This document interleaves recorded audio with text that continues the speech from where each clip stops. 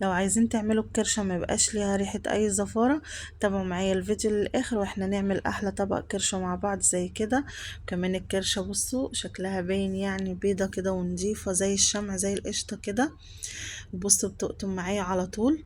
عايزة تعملي الكرشة كمان وتبقى حلوة جدا كاملة يعني نضيفة ومستوية كويس، اوعي تطلعي الكرشة قبل ما تسويها كويس جدا، يبقى انتي طبختي الطبخة وجيتي على اخر حاجة ووصتيها. ازيكم عاملين ايه؟ يا رب تكونوا بألف خير.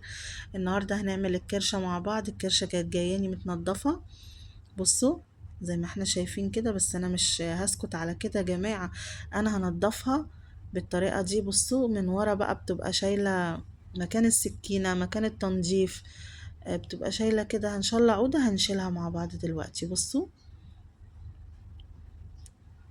اهو زي ما احنا شايفين كده بتبقى برضو شايلة حاجات كده من ظهر الكرشة. مش شرط بس تنظيف الكرشة من الحتة اللي على الوش كده، لا، في الظهر برضو يا جماعة بيبقى دهون زيادة، بيبقى حاجات كده صفرة، بيبقى قش. هننضفها كلها ونخليها زي الفل زي ما احنا شايفين كده. ما سبتهاش غير لما اتخلصت خالص من الزفارة وتخلصت من اي عودة واي حاجة زي ما انتوا عارفين كده تبقى لازقة في الظهر. وادي الكرش يا جماعة خليناها زي الفل ونقعناها بليمون وملح وبراحتكم يعني.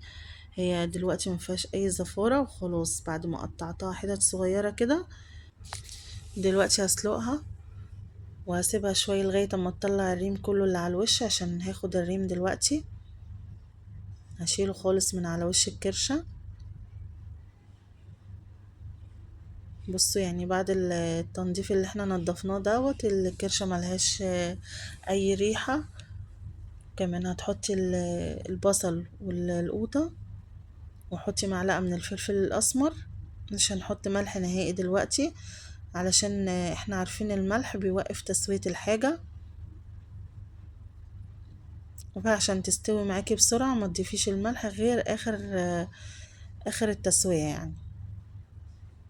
خلاص كده يا جماعة انا سلقتها وهصفيها كويس من المية عشان ميبقاش ليها برضو اي ريحة، وهنتخلص طبعا من المية دي.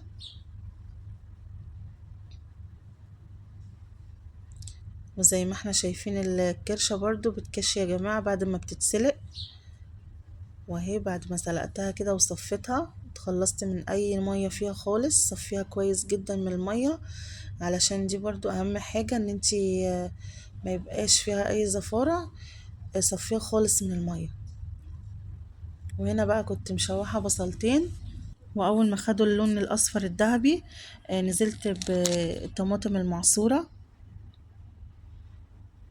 ودلوقتي بنشوح الكرشة كويس جدا لغاية لما التقلية دي تنشف على الكرشة.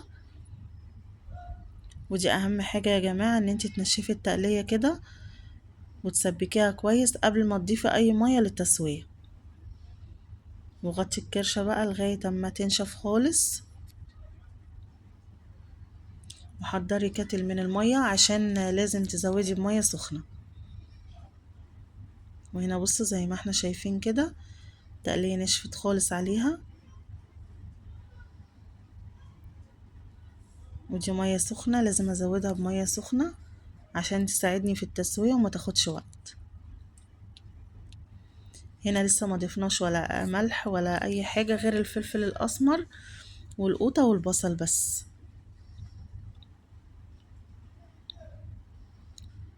خلاص كده يا جماعة انا هسيبها تستوي براحتها.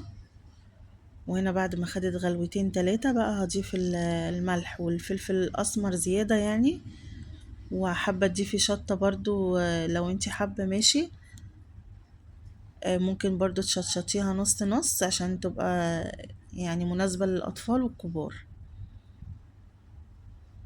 وهنا بعد ما خلصت الكرشة ممكن أدخلها كده في صينية في الفرن، بتديها ريحة حلوة أوي يا جماعة. يعني جربوا الطريقة دي برضو. أنا ممكن أسيبها كده وخلاص يعني بعد ما استوت في الحلة تمام. برضو هي استوت خالص، أنا عايزة أقولك هي استوت السوى الكامل في الحلة. انتي وراحتك، ممكن تحطيها في صينية، تحطيها في الفرن، هتاخد وش بس، لكن هي مستوية في الحلة. تمام كده. وخلاص كده يا جماعة، بعد ما طلعت من الفرن هوريها لكم بقى قد ايه مستوية كده، وبجد يعني ريحتها حلوة جدا. هتشم ريحتها هتفتكريها يعني تقلية لحمة، مش تقلية كرشة خالص. طبعا احنا نضفنا الظهر ونضفنا الوش وهتعمليها بالسكينة من اي حتة تكوني شاكة فيها ان هي ايه مش نظيفة. وكده خلصنا الكرشة يا جماعة، وبتمنى الفيديو يعجبكم وتنوروني وتشتركوا في القناة، وبرحب بمشتركين القناة، وبتمنى طبعا المشاركات واللايكات عشان الفيديو يترفع يوصل لكل الناس والكل يستفاد. اشوفكم على خير الفيديو الجاي ان شاء الله.